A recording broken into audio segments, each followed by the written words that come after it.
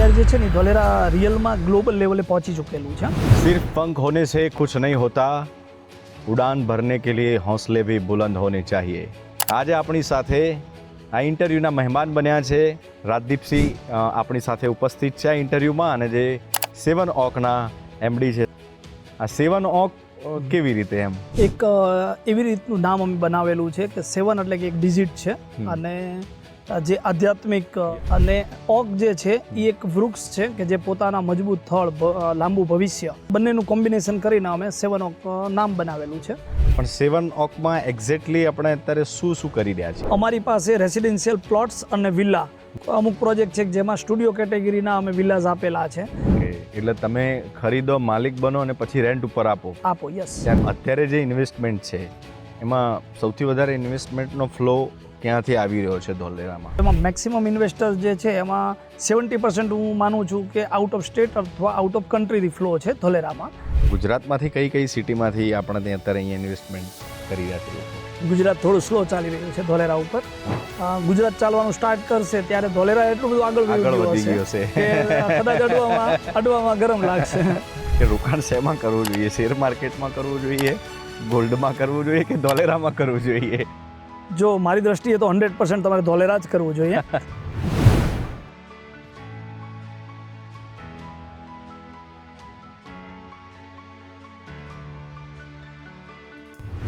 सिर्फ पंख होने से कुछ नहीं होता, उड़ान भरने के लिए हौसले भी बुलंद होने चाहिए। નમસ્કાર, હું છું જેડી ગુજરાતી અને અત્યારે હું બેઠો છું એક એવા સ્થળ ઉપર જે કદાચ ભારત સરકારનો પણ ડ્રીમ પ્રોજેક્ટ છે। યસ, ધોલેરા।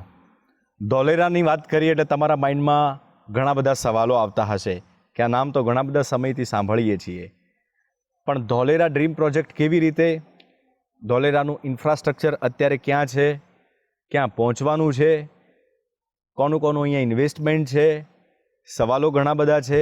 ઇન્વેસ્ટમેન્ટ કરવું તો ક્યારે કરવું, એમાં ROI શું મળી શકે, આ તમારા બધા જ સવાલોના જવાબ આજે તમને અહીંયા મળી જવાના છે। કારણ કે આજે આપણી સાથે આ ઇન્ટરવ્યૂના મહેમાન બન્યા છે એક એવા વ્યક્તિ કે જેઓ ઉદ્યોગ સાહસિક તો છે જ, પણ એમણે ઘણા બધા યુવાઓને પણ આ ઇન્વેસ્ટમેન્ટમાં અને ખાસ કરીને ધોલેરાના પ્રોજેક્ટમાં SIR જેવી કામગીરીમાં એમનું મહત્ત્વનું યોગદાન છે, તો એવા યુવાઓને પણ એમને પ્રેરણા આપી છે। રાજદીપસિંહ આપણી સાથે ઉપસ્થિત છે આ ઇન્ટરવ્યૂમાં, અને જે 7 ઓકના એમડી છે। સૌથી પહેલાં તો વેલકમ બાપુ આપને। નમસ્કાર। આટલી નાની ઉંમરમાં આપે ઘણું બધું જમ્પ લાવી દીધું છે। તમારા વિશે હું સ્ટડી કરતો હતો તો મને એવું થયું કે તમારો ઇન્ટ્રો હું ક્યાંથી કરાવું એમ, એટલે પણ બેસ્ટ ઓફ લક। પહેલાં તો આપણે બહુ સારી શરૂઆત કરી છે। ખાસ કરીને ઘણા બધા લોકોને અત્યારે મૂંઝવણ ચાલી રહી છે, એને લઈને આજે આપણે સવાલ જવાબ કરીશું। ઇન્વેસ્ટમેન્ટ કેવી રીતે કરવું, કેટલા પૈસાથી હોય, એનું ROI શું હોય। પણ સૌથી પહેલાં સવાલ એ છે આ 7 ઓક કેવી રીતે એમ? 7 ઓક એક એવી રીતનું નામ અમે બનાવેલું છે કે 7 એટલે કે એક ડિજિટ છે, અને જે આધ્યાત્મિક અંગ છે, પોઝિટિવ તરીકે એને માનવામાં આવે છે।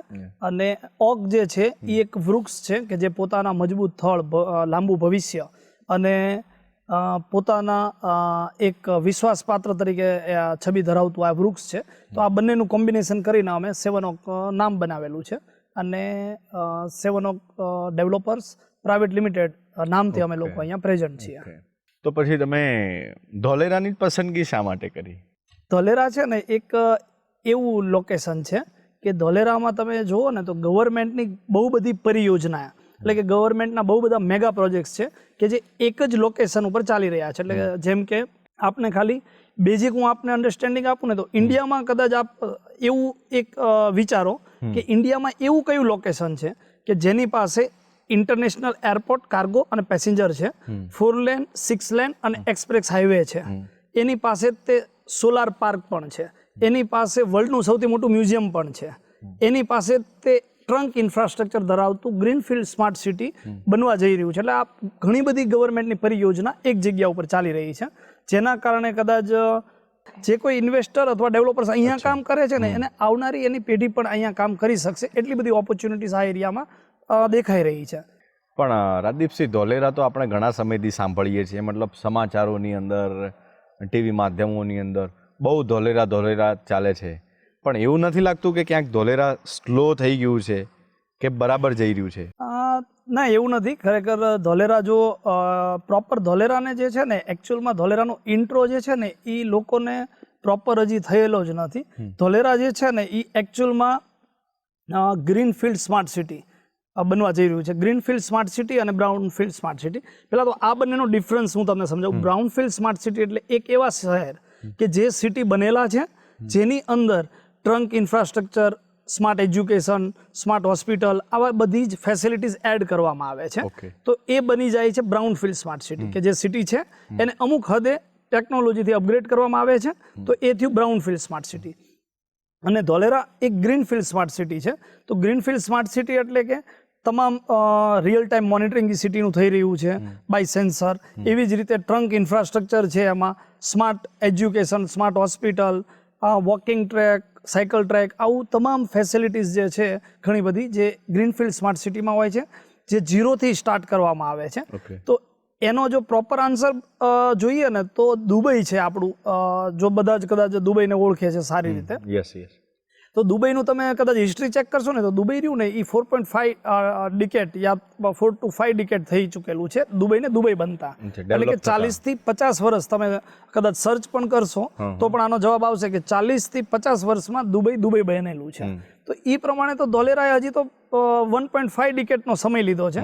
એમાં તે 22 વિલેજ એટલે કે 22 વિલેજના ફાર્મર્સ જે છે એને કન્વિન્સ કરવા, એમના જે કંઈ બગ્સ ચેલેન્જીસ છે એ ઓકે કરીને ગવર્મેન્ટે લેન્ડ એક્વિઝિશન કરવું, ઝોનિંગ કરવું, ટાઉન પ્લાનિંગ કરવું, એ બધું થઈ ચૂકેલું છે. અને આજના દિવસે 22.5 સ્ક્વેર કિલોમીટરનું એક એક્ટિવેશન એરિયા એટલે કે નાનું સિટી રેડી છે. જો એનું પણ સેમ્પલ તમને જો સમજાવવામાં આવે ને તો ધોલેરા યુનિક તો છે, પણ ધોલેરાની સાઇઝ પણ બહુ યુનિક છે. આપણું ગિફ્ટ સિટી, ગુજરાતનું ગિફ્ટ સિટી બધાને ખ્યાલ જ છે, ગાંધીનગર.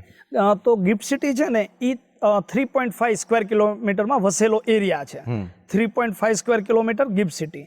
એને હવે પાછું હું કન્વર્ટ કરું ચંદીગઢ, તો 114 સ્ક્વેર કિલોમીટરમાં ચંદીગઢ છે, જે ચંદીગઢ વસેલું છે.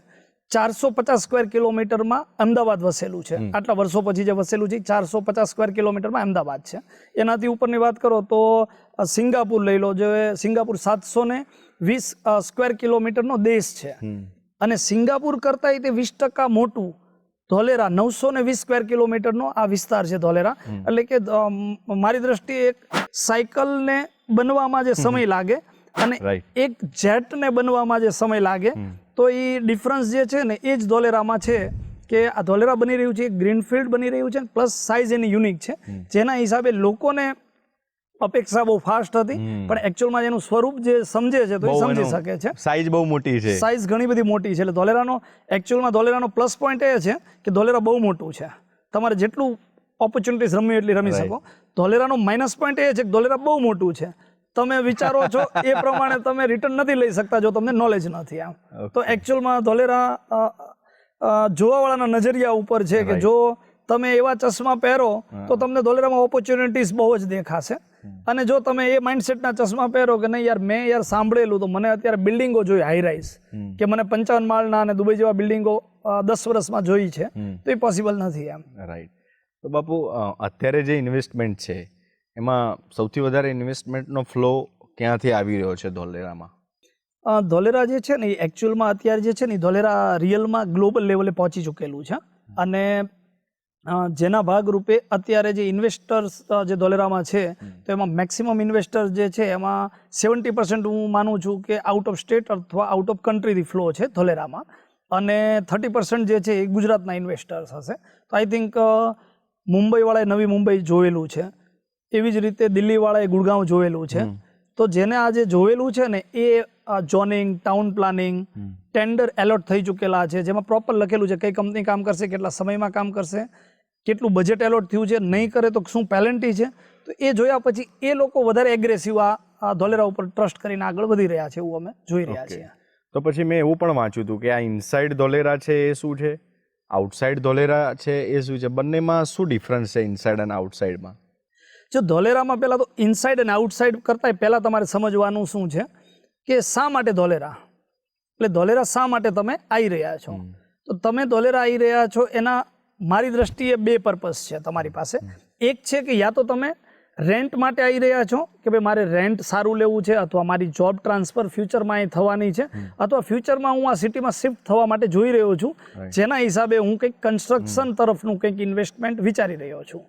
તો એક થઈ ગયું આ. ત્યારબાદ એવી જ રીતે બીજો ઓપ્શન થયો કે જે ઇન્વેસ્ટર આવી રહ્યા છે મલ્ટિપલ, એટલે કે એમને એપ્રિસિએશન જોઈએ છે સ્ટ્રોંગ, એના માટે ધોલેરા આવી રહ્યા છે.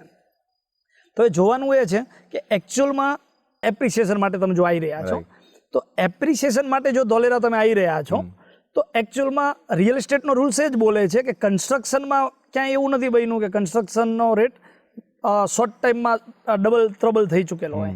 જ્યારે લેન્ડ એવું છે કે જેનું ફરીથી મેન્યુફેક્ચરિંગ નથી, કે જે તમને જમ્પ જે છે એ 3 ગણો 4 ગણો 5 ગણો આપી શકે છે. ઓકે. તો એકચ્યુઅલમાં જે ઇન્વેસ્ટર આવી રહ્યા છે એ લેન્ડમાં જો આવી રહ્યા છે, તો લેન્ડમાં ઇનસાઇડ ધોલેરામાં, તો ઇનસાઇડ ધોલેરામાં જો તમે ઇન્વેસ્ટ કરવા જઈ રહ્યા છો તો ઇન્ડિવિજ્યુઅલ એફપી આપ લઈ શકો છો, પણ એની સામે એની સાઇઝ જે છે ને એ મોટી છે. એટલે કે એ જે ટિકિટ સાઇઝ છે ને ઇન્ડિવિજ્યુઅલ એફપી કે જે ક્લીન છે, તો એ ઇન્ડિવિજ્યુઅલ એફપીની ટિકિટ સાઇઝ જે છે ને એ 4 to 5 CR જેવું બજેટથી સ્ટાર્ટ થાય છે. તો જે ઇન્વેસ્ટર ઓલ ઓવર ઇન્ડિયામાંથી ધોલેરા તરફ આવી રહ્યો છે, એ ઇન્વેસ્ટર જે નોર્મલ પ્લોટ્સ લેવા આવી રહ્યા છે, જેને 200 વાર 250 વાર 300 વારના પ્લોટ્સ લેવા છે, જેનું બજેટ 15 લાખથી 25 લાખથી 50 લાખની કેટેગરીનું છે, તો એ લોકો ઇનસાઇડમાં પ્લોટ્સ નથી લઈ શકતા લેન્ડ પાર્સલ. તો એ શું કરે છે, તો એ કરે છે કે ભાઈ મને કરવું છે એપ્રિસિએશન, એટલે મારે રહેવું પડે એવું લેન્ડમાં છે. તો હવે મારે એપ્રિસિએશન માટે હું આવેલો છું, તો મારે યા તો ઇનસાઇડમાં હું લેન્ડ પાર્સલ લઉં છું, યા તો પછી હું 2-3 મિત્રો ભેગા થઈને ઇનસાઇડમાં લેન્ડ પાર્સલ લઉં છું, યા તો ઇન્ડિવિજ્યુઅલ હું છું, મારું બજેટ 1 CR થી અંદર છે, 50 લાખથી અંદર છે, તો પછી ઇન્ડિવિજ્યુઅલ મારે પ્લોટ્સ લેવાનો છે, જેમાં મને વેલ ડેવલપ સોસાયટી જોઈએ, કે જેમાં તમામ ફેસિલિટીઝ હોવી જોઈએ, અને મને 200-250 જે કંઈ સાઇઝના પ્લોટ્સ મળે. તો જે નાની ટિકિટ સાઇઝના પ્લોટ્સ જે ઇન્વેસ્ટ કરી રહ્યા છે ને, એ કરી રહ્યા છે આઉટસાઇડ SIR. આઉટસાઇડમાં એ બે ઓપ્શન હું સમજું છું, કે આઉટસાઇડની જગ્યાએ એક આઉટર એરિયા જે છે એ આઉટસાઇડ, એના સિવાય બીજો ઓપ્શન છે કે જેમાં એન્ટ્રન્સ એટલે કે ધોલેરા જે બની રહ્યું છે, ધોલેરાના એક્ઝેક્ટ એન્ટ્રન્સ ઉપર ઇન્ટરનેશનલ એરપોર્ટ ધોલેરા જે છે એ એન્ટ્રન્સ ઉપર આપેલું છે. એવી જ રીતે વર્લ્ડનું સૌથી મોટું મ્યુઝિયમ જે છે લોથલ, તો એ એન્ટ્રન્સ ઉપર છે.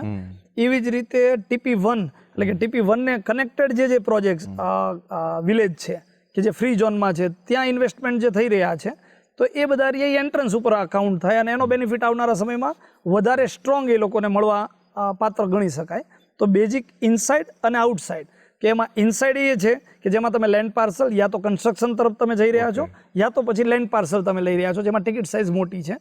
અને આઉટસાઇડ એટલે કે તમે મલ્ટીપ્લાય કરવાનું જરૂરી છે તમારે, તમે એપ્રિસિએશન માટે આવ્યા છો અને તમે અંદર જઈ નથી શકતા, તો તમે નજીકમાં કયું એવું લોકેશન છે જેમાં તમે SIRના એન્ટ્રન્સ ઉપર, જ્યાં એરપોર્ટ છે યા મ્યુઝિયમ છે, આવા બધા મેગા પ્રોજેક્ટ્સ છે, એને કનેક્ટેડ કઈ સોસાયટી છે જ્યાં હું ઇન્વેસ્ટમેન્ટ કરું, ત્યાં લોકો ઇન્વેસ્ટ કરી રહ્યા છે, એ આઉટસાઇડ લોકો કહે છે. તો એકચ્યુઅલમાં ઇનસાઇડ આઉટસાઇડમાં કન્ફ્યુઝન આ જે હોય છે કે ઓછું બજેટ છે, એને ઇનસાઇડ જવું છે, તો એને કમ્પલસરી એન્ટ્રન્સ ઉપર બેસવું હિતાવહ છે. રાઈટ. આપે એક બહુ સરસ વાત કરી, લોથલની વાત કરી, જે આપણે વર્લ્ડ હેરિટેજમાં છે. તો મેં એવું પણ ક્યાંક વાંચ્યું હતું કે લોથલમાં પણ ઘણું બધું ડેવલપમેન્ટ થઈ રહ્યું છે, અને લોથલ ઓલમોસ્ટ કનેક્ટેડ છે ધોલેરાથી.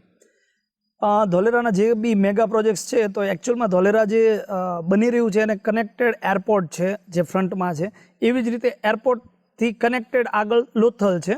તો લોથલ રહ્યું ને એ એક એવું છે કે જે ટુરિઝમ ડેસ્ટિનેશન છે, એટલે કે ધોલેરા કરતાં થોડુંક અલગ થઈ ગયું. ધોલેરા કરતાં એરપોર્ટ અલગ હતું, એરપોર્ટ કરતાં ત્યાં પાછું નવું એક એડ થયું કે ટુરિઝમ ડેસ્ટિનેશન ધોલેરાને કનેક્ટ કરે છે, એમ કે જેને એરપોર્ટ ધોલેરા ઇન્ટરનેશનલ એરપોર્ટને પણ એનો બેનિફિટ મળશે એમ આવનારા સમયમાં. જો લોથલની વાત કરીએ ને, તો લોથલ રહ્યું એ વર્લ્ડનું સૌથી મોટું મ્યુઝિયમ બનાવવા જઈ રહ્યા છે, આપણી ગવર્મેન્ટ બનાવવા જઈ રહી છે વર્લ્ડનું સૌથી મોટું મ્યુઝિયમ, અને જેમાં 4 થીમ પાર્ક, 14 ગેલેરી, એટલે કે આપણે દુબઈ જઈએ છીએ, સિંગાપુર જઈએ છીએ, વિયેતનામ જઈએ છીએ, અને જે બેઝિક આપણે 4K 5K બધા શોઝ જોઈએ છીએ કિડ્સ સાથે, તો એવી જ રીતે 14 અહીંયા ગેલેરી બની રહી છે, 4 થીમ પાર્ક બની રહ્યા છે, 77 મીટર ઊંચું લાઇટ હાઉસ બની રહ્યું છે, અને 25,000 પીપલ પર ડેનું ફૂટફોલ આ લોકો પ્લાનિંગ કરી રહ્યા છે એટલે એક મોટું ટુરિઝમ ડેસ્ટિનેશન આવનારા સમયમાં સ્ટેચ્યુ પછી જો પોતાનું સ્થાન ધારણ કરે તો પણ નવાય નહીં એવી કેપેસિટી સાથે આ લોકો ડેવલપ કરી રહ્યા છે. ટાટા કન્સ્ટ્રક્શન અત્યારે ફેઝ 1 નું કામ કરી રહી છે ત્યાં. ઓકે, તમે એરપોર્ટની વાત કરી તો આઈ થિંક સો એરપોર્ટનો રનવે પણ સૌથી લાંબો છે એનો ધોલેરાનો. હા, ધોલેરા એકચ્યુઅલમાં ધોલેરા એવું છે કે ધોલેરામાં પેસેન્જર રનવે અલગ છે અને કાર્ગો પણ અલગ છે. જો રનવેની વાત કરીએ ને તો આપણે ગુજરાતમાં 3rd નંબર ઉપર આઈ થિંક રાજકોટ છે કે જે 3જા નંબર ઉપરનો રનવે. 2nd નંબર ઉપર અમદાવાદ છે જે 3505 મીટરનો રનવે ધરાવે છે અમદાવાદ. અને ધોલેરા જે છે કે ધોલેરાનો સૌથી હાઈએસ્ટ મોટો જે રનવે છે એ 4000 મીટર છે. એટલે ગુજરાતમાં આવનારા સમયમાં ધોલેરા સ્ટાર્ટ થાય તો ગુજરાતનો સૌથી મોટો રનવે ધરાવતું એરપોર્ટ પણ ધોલેરા રહેશે. હાલમાં લેટેસ્ટમાં what is new in Dholera? લેટેસ્ટમાં શું શું કામ ચાલી રહ્યું છે અહીંયા? ધોલેરામાં અત્યાર સુધી કદાચ જે લોકો જોઈ રહ્યા છે ને એ અત્યાર સુધી જોઈ રહ્યા હતા કે ભાઈ જમીનનું ઇન્વેસ્ટમેન્ટ લોકો કરી રહ્યા છે અને જમીન સિવાય પ્લોટેડ પ્રોજેક્ટ ધીરે ધીરે રેસિડેન્શિયલ પ્લોટેડ પ્રોજેક્ટ અત્યાર સુધી ચાલતા હતા. હવેની જો વાત કરીએ ને તો અત્યારે સ્કૂલ, ફાયર સ્ટેશન, આવી બધી બેઝિક એમ્યુનિટીઝ, 3 સ્ટાર હોટેલ, પછી આવા બધી જ એમ્યુનિટીઝ જે એક બેઝિક સિટીમાં હોવી જોઈએ એ બધી ફેસિલિટીઝના કામો ચાલુ થઈ ચૂકેલા છે. હોટેલ્સ, જો ખાલી હોટેલ્સના રૂમની જ વાત કરવામાં આવે તો 300 રૂમ, 200 રૂમ, 100 રૂમ, 500 રૂમ, આવી બધી કેટેગરીની હોટેલ્સના કામો ફર્સ્ટ ફ્લોર સુધી કામ ચાલુ થઈ ચૂકેલા છે. પ્રોપર જાપાનીઝ હોટેલ અલગથી છે. આવા બહુ બધા, એટલે મતલબ મારી દ્રષ્ટિએ ધોલેરા જે છે તો ધોલેરાની નજીકમાં વલભીપુર, ધંધુકા, બગોદરા, બાવળા જે નજીકના જે તાલુકા પ્લેસીસ છે ત્યાં મારી દ્રષ્ટિએ 1 કે 2 3 સ્ટાર હોટલ નથી જે વર્ષો થી વસેલા શહેરો છે. ત્યાં એક પણ 3 સ્ટાર હોટલ નથી. અને ધોલેરામાં મેં જે એમ આપને કીધું એમ ધોલેરામાં અત્યારે હજી ધોલેરાએ પોતાનું સ્વરૂપ ધારણ નથી કર્યું અને અત્યારે 1500 થી 1800 રૂમોના કામ ચાલુ છે. અને આવનારા સમયમાં જે રીતનું ડેવલપમેન્ટ છે એ પ્રમાણે બહુ બધી કન્સ્ટ્રક્શન તરફની ઓપોર્ચ્યુનિટીઝ, એટલે કે કન્સ્ટ્રક્શન તરફના કોમર્શિયલ બિલ્ડિંગો ઘણા બધા આવી રહ્યા છે. ઘણા બધા અમારા મિત્રો ડેવલપર્સ છે કે જે રેસિડેન્સમાં હાઈરાઇઝ લઈને આવી રહ્યા છે, કોમર્શિયલ લઈને આવી રહ્યા છે, સ્ટુડિયોઝ ચાલુ થઈ રહ્યા છે. તો આવી બધી કેટેગરીને નવી ઓપોર્ચ્યુનિટીઝ ધોલેરા કનેક્ટ કરી રહ્યું છે. અને રેન્ટલની વાત કરું તો રેન્ટલ પણ ધોલેરા બેઝિક જો સ્ટેબલ સિટી છે એની કમ્પેરમાં ધોલેરાનું રેન્ટલ જે છે એ યુનિક છે અને આવનારા 10 થી 15 વર્ષ સુધી યુનિક રહેશે એવું દેખાઈ રહ્યું છે અમને. આપણે થોડા 7 ઓક ઉપર પાછા આવી જઈએ. ઓકે, કારણ કે 7 ઓકનો મતલબ તો તમે મને સમજાવ્યો, પણ 7 ઓકમાં એક્ઝેક્ટલી આપણે અત્યારે શું કરી રહ્યા છીએ? હા, 7 ઓક ડેવલપર્સ અત્યારે એકચ્યુઅલમાં અમે લોકો 2012થી અમે લોકો અહીંયા પ્રેઝન્ટ છીએ. અને અમારી પાસે રેસિડેન્શિયલ પ્લોટ્સ અને વિલા, બેઝિક જે એમ્યુનિટીઝ, ક્લબ એમ્યુનિટીઝ હોવી જોઈએ, ક્લબ એમ્યુનિટીઝ અમે પ્રોપર ડેવલપ કરેલી હોય છે. પછી અમુક પ્રોજેક્ટ છે જેમાં ફિક્સ 1 BHK, 2 BHK, 3 BHK વિલાઝ અમે બનાવીને આપેલા છે. અમુક પ્રોજેક્ટ છે જેમાં સ્ટુડિયો કેટેગરીના અમે વિલાઝ આપેલા છે, જેમાં 10%થી સારું એવું રેન્ટલ પણ ઇન્વેસ્ટર લઈ રહ્યા છે, એપ્રિસિએશન પણ ધોલેરાવાળું લઈ રહ્યા છે. એટલે કે રેન્ટલ પણ છે, એપ્રિસિએશન પણ છે. એમાં થોડુંક ડીપમાં સમજવું છે કે એ કેવી રીતે, મતલબ કોઈ માણસ કાયમ એનો ઓનર હોય કે પછી એની સંભાળવાની જવાબદારી ડેવલપર્સની હોય, કે થોડુંક ડિટેલમાં સમજવું છે એમાં? આ બેઝિક કેવું છે કે ધોલેરા એક એવું લોકેશન છે કે જ્યાં કેડર 1ના ઓફિસરો ઘણા બધા આવી રહ્યા છે કન્ટિન્યુ. એટલે કે એકચ્યુઅલમાં અહીંયા જે મેઇન કંપની જો વાત કરીએ તો હવે રિન્યુ પાવર સ્ટાર્ટ થઈ ચૂકેલી છે જે પ્રોડક્શનમાં પહોંચી ચૂકેલી છે. રિન્યુ પાવરની એક્ઝેક્ટ કનેક્ટેડ ટાટા, તો ટાટા અને power chip Taiwan base company છે. બંને મળીને 91,000 કરોડનું ઇન્વેસ્ટમેન્ટ થયેલું છે, જે આઈ થિંક મારી દ્રષ્ટિએ આ પહેલી કંપની હશે કે ઇન્ડિયામાં પહેલી કંપની એવી હશે કે જે કંપની સ્ટાર્ટિંગ કરવા માટે 91,000 કરોડનું ઇન્વેસ્ટમેન્ટ જાહેર થયું. એમ એટલે ઘણી બધી મોટી કંપની હશે પણ એ કંપની બનવા સમયે નાની અમાઉન્ટથી બની હોય, ત્યારબાદ ઘણી બધો ગ્રોથ લીધો હોય. જ્યારે આ કંપની 91,000 કરોડનું ઇન્વેસ્ટમેન્ટ સાથે છે. એવી જ રીતે ટાટા અને ઇન્ટેલ બંનેનું કોલોબરેશન સાથે 1,18,000 કરોડનું ઇન્વેસ્ટમેન્ટનું પ્લાનિંગ સાથે કામ ચાલુ થયું. તો આવા બધા ઘણા જ બધા પ્રોજેક્ટ્સ જે છે એ ધોલેરામાં આવી રહ્યા છે, જેના હિસાબે કેડર 1ના ઓફિસર્સ બહુ બધા છે અહીંયા. જેના હિસાબે એપ્રિસિએશનની વાત કરીએ ને તો કોઈ પણ ઇન્વેસ્ટર એક પ્લોટ લે છે તો એને એપ્રિસિએશન મળે છે. હવે પ્લોટની સાથે સાથે તમે કન્સ્ટ્રક્શન સાથે 1 BHK યા 2 BHK વિલા લો છો તો તમને પ્લોટનું એપ્રિસિએશન પણ મળે છે અને તમે જે કંઈ ઇન્વેસ્ટ કરેલું છે એ વિલા તમને રેન્ટ પણ સારું આપી રહ્યું છે. એટલે રેન્ટમાં પણ એપ્રિસિએશન એને મળી રહ્યું છે, સારું રેન્ટ મળી રહ્યું છે અને લેન્ડમાં એમને એપ્રિસિએશન મળી રહ્યું છે. ઓકે, એટલે તમે ખરીદો, માલિક બનો અને પછી રેન્ટ ઉપર આપો, યસ, ત્યાંથી ઇન્કમની પણ શરૂઆત થઈ જાય, જેમાં તમને 1 વર્ષ 2 વર્ષના એગ્રીમેન્ટથી તમને લોકિંગ પીરિયડ મળતા હોય છે અને 2 વર્ષે પછી તમારા જે કે એપ્રિસિએશન સાથે આપણે યા તો ચેન્જ થાય છે ભાડુઆત અથવા પછી નવા કોઈ આવી રહ્યા છે અથવા કન્ટિન્યુ કરી રહ્યા છે જે તે ઓફિસર્સ. તો અત્યારે આપણું ક્યાં ક્યાં કામ ચાલુ છે? એક સેવન ઓક ક્લબ જ્યાં આપણે અત્યારે બેઠા છીએ આ સેવન ઓક ગોલ્ડન સિટી પ્રોજેક્ટ છે. ઓકે, અહીંયાથી જસ્ટ 1 કિલોમીટર આગળ આપણે જઈએ તો બેઝિક આ તે પીપળી ફેદરા 4 લેન હાઈવે ઉપર જ તે બીજું સેવન ઓક સાંગરીલા પ્રોજેક્ટ છે જે અત્યારે ઓનગોઈંગ પ્રોજેક્ટ છે. તો એમાંય તે બેઝિક અમે ઘણા બધા વિલા બની ચૂકેલા છે, તમામ વિલા રેન્ટ ઉપર લાગી ચૂકેલા છે અને અત્યારે 30 વિલાના કામ બીજા ચાલુ છે એ પ્રોજેક્ટ પર, જેમાં 800થી વધારે પ્લોટ અવેલેબલ છે એ પ્રોજેક્ટ પર. જેમાં જો યુનિક વાત કહું ને તો એ પ્રોજેક્ટમાં ટોટલ અમારું 950 પ્લોટનું દેખાઈ રહ્યું છે. અમારું કન્ટિન્યુ તમામ ફેઝ ઓપન થઈ જાય તો 950 જેવા પ્લોટ્સ અમારા એમાં પ્લાનિંગ બને છે સાંગરીલા પ્રોજેક્ટમાં. અને 950 પ્લોટને સેટ કરીને 950 અમે પક્ષીઓના ઘર બનાવતો એક ચબૂતરો ઓલરેડી ત્યાં બનાવી ચૂક્યા છે, જેમાં ઓલરેડી 950 અમે બર્ડ્સના હોમ બનાવેલા છે.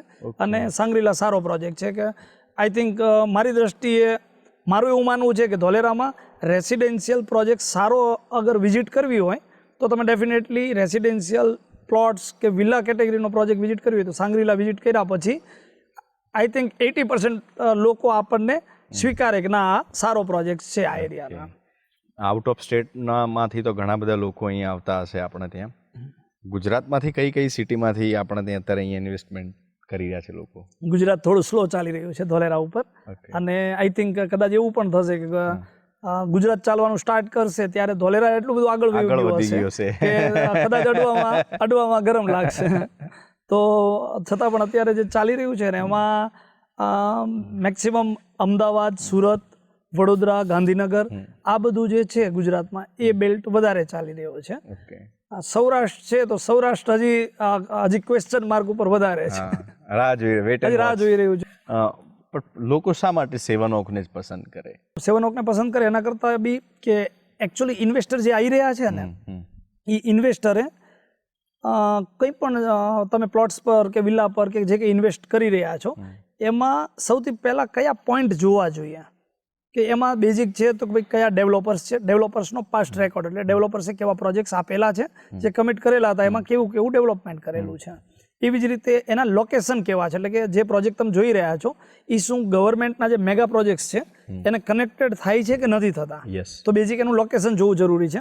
ત્યારબાદ કે એમનું ક્વોલિટી ડેવલપમેન્ટ અને ટાઈમલાઈન, યાની કે શું ડેવલપમેન્ટ કરવાના છે એ, કારણ કે અહીંયા સોલ્ટી લેન્ડ છે, ધોલેરા એટલે સોલ્ટી લેન્ડવાળો વિસ્તાર છે, તો તમારું ડેવલપમેન્ટ જે છે એ પણ અમુક એક્સપિરિયન્સ ઉપર અથવા તમારું પ્રોપર હોવું જરૂરી છે, એટલે ક્વોલિટી. અને બીજું થઈ ગયું સમય મર્યાદા, કે તમે આપવાના છો પણ ક્યારે આપવાના છો ડેવલપમેન્ટ, તો એ સમય મર્યાદા તે એની કેવી છે તો એ થઈ ગયું કે ટાઈમ લાઈન.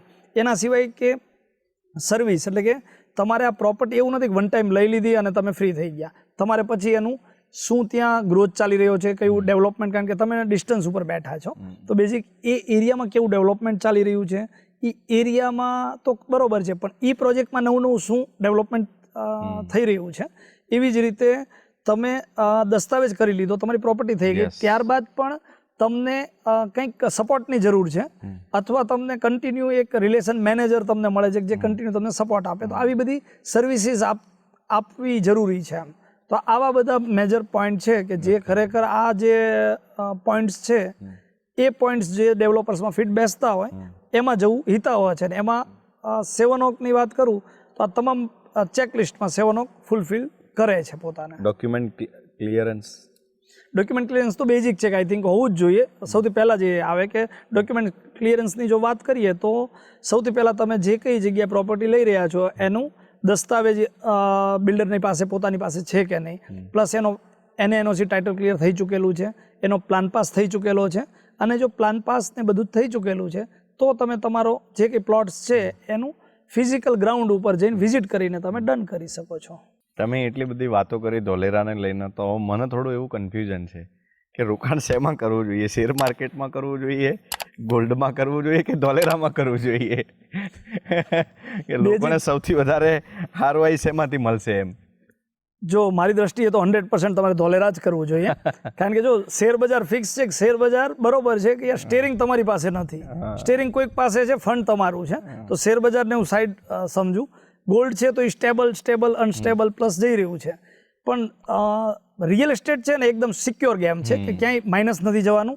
રિયલ એસ્ટેટમાં તે એવું રિયલ એસ્ટેટ કે જ્યાં ગવર્મેન્ટનું વિઝન છે, ગવર્મેન્ટ ડેવલપમેન્ટ કરી રહી છે, ગવર્મેન્ટ પૈસા લગાડી રહી છે, ગવર્મેન્ટના ટેન્ડર્સ આવી ગયા છે, એટલે સિક્યોર ગેમ તમે જોઈ રહ્યા છો. બીજું કે ગવર્મેન્ટને એક પ્રોજેક્ટ નથી, ગવર્મેન્ટના બહુ બધા પ્રોજેક્ટ્સ એક જ લોકેશન ઉપર ચાલી રહ્યા છે, એવું ધોલેરા છે. એટલે મતલબ મારી દ્રષ્ટિએ ધોલેરા સિક્યોર છે. જો રિટર્નની વાત કરીએ ને તો પણ ધોલેરાએ પાસ્ટમાં જે રિટર્ન આપેલું છે ને 10 યર્સની વાત કરીએ તો 10 ટાઈમથી મોર દેન 10 ટાઈમ રિટર્ન આપેલું છે ધોલેરાએ લાસ્ટ 10 વર્ષમાં એમ. તો બેઝિક જેમ જેમ ગવર્મેન્ટના પ્રોજેક્ટ આગળ જઈ રહ્યા છે અત્યારે એક્સપ્રેસ શરૂઆત છે પાછી. હા, હજી તો જસ્ટ શરૂઆત છે અને એક્સપ્રેસ હાઈવે અત્યારે સ્ટાર્ટ થઈ ચૂકેલો છે. એવા ઘણા બધા પ્રોજેક્ટ એવા છે કે જે પોતાના ઓપનિંગ ફેઝ સુધી પહોંચી ગયા છે અને ઘણા બધા એવા પણ છે કે જે હજી પ્લાનિંગમાં નવા એનાઉન્સમેન્ટ થઈ રહ્યા છે. ઓકે, માની લો કે કોઈને પ્રોપર્ટી રિલેટેડ ક્વેરી હોય અથવા કોઈને ઇન્વેસ્ટમેન્ટ કરવું છે ધોલેરામાં, તો how can they connect with you?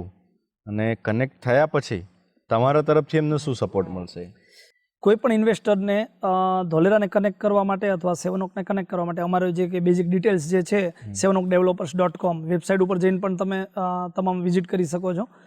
અમારા એક સેલ્સ ઓફિસર છે પ્રોપર કે જે તમને તમામ ધોલેરાના બગ્સ જે છે એ સોલ્વ કરી આપશે. ઝૂમ મિટિંગ લઈને તમને પ્રોપર 20 થી 25 મિનિટનું પ્રેઝન્ટેશન આપશે. ત્યારબાદ પ્રેઝન્ટેશન આપ્યા પછી તમને લાગે છે કે ના મને પ્રોપર આ પ્રોજેક્ટ પર આગળ વધવું છે તો પ્રોપર તમે તમારી સાઇટ વિઝિટ પ્લાન કરો, એમને કહો કે મને સાઇટ વિઝિટ એક શેડ્યુલ કરાવી આપો, તો એ જ સેલ્સ ઓફિસર તમને જે ઝૂમ મિટિંગ કરેલી છે એ જ સેલ્સ ઓફિસર તમને એરપોર્ટ ઉપર કનેક્ટ કરે છે, ત્યારબાદ તમને ઓફિસ લઈ જાય છે, પ્રેઝન્ટેશન આપે છે અને ધોલેરાની પ્રોપર સાઇટ વિઝિટ કરાવે છે કે જેમાં ગવર્મેન્ટ પ્રોજેક્ટ અને સેવનઓકના જે ઓનગોઈંગ પ્રોજેક્ટ્સ જે છે તો ત્રણેય પ્રોજેક્ટ પર એમને વિઝિટ કરાવે છે. ત્યારબાદ એમને કોન્ફિડન્સ અને એમને દેખાય છે કે હા આ વિસ્તારમાં આ ઓપોર્ચ્યુનિટીઝ હું જોઈ શકું છું, તો એ ડેફિનેટલી આ ઓપોર્ચ્યુનિટીઝનો લાભ લેવા સાથે પોતાનું પ્લાનિંગ કરે છે ઇન્વેસ્ટમેન્ટ. ઓકે, તો રાદીપસિંહ, ધોલેરાની આપણે આટલી બધી વાતો કરી, સામાન્ય માણસને ધોલેરાથી શું બેનિફિટ થઈ શકે અને કેવી રીતે મેળવી શકે બેનિફિટ? ધોલેરા એકચ્યુઅલમાં તો ધોલેરા એક બહુ મોટો સમુદ્ર છે, બધી બાજુથી ઓપોર્ચ્યુનિટીઝ છે અને બધી બાજુ પોતપોતાના ટેલેન્ટ પ્રમાણે બધા કરી શકે છે કનેક્ટ ધોલેરાને. પણ મારી દ્રષ્ટિએ તો એ જોબ પર્પઝથી કનેક્ટ કરે તો ડેફિનેટલી અમે કેપેબલ છીએ કે અમે એમને કનેક્ટ કરીને પ્રોપર અમે એને એપ્રિશિએટ કરશું.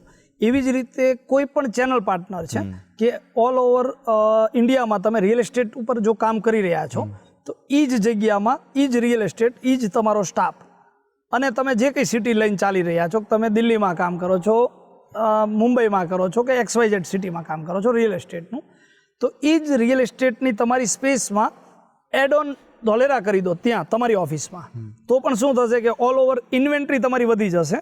જે જગ્યાએ તમને 1 CR 2 CR નો ફ્લેટ જાય છે ત્યાં તમે કોમ્પ્લિમેન્ટરીમાં કંઈક વિલા પણ આપી શકો છો ધોલેરાનું, યા તો મોટો ઇન્વેસ્ટર છે તો એને તમે ઇનસાઇડમાં લેન્ડ પાર્સલ એપી જે છે એ આપી શકો છો. તો મતલબ જે કોઈ ચેનલ પાર્ટનર છે ઓલ ઓવર ઇન્ડિયામાં એ પણ ધોલેરાને કનેક્ટ કરે તો પોતાની ઇન્વેન્ટરી વધારી શકે છે. અને ઇન્વેસ્ટર છે તો ઇન્વેસ્ટર તમામ ઇન્વેસ્ટર રહ્યા ને એકચ્યુઅલમાં શું માઇનસ પોઈન્ટ શું છે ખબર છે?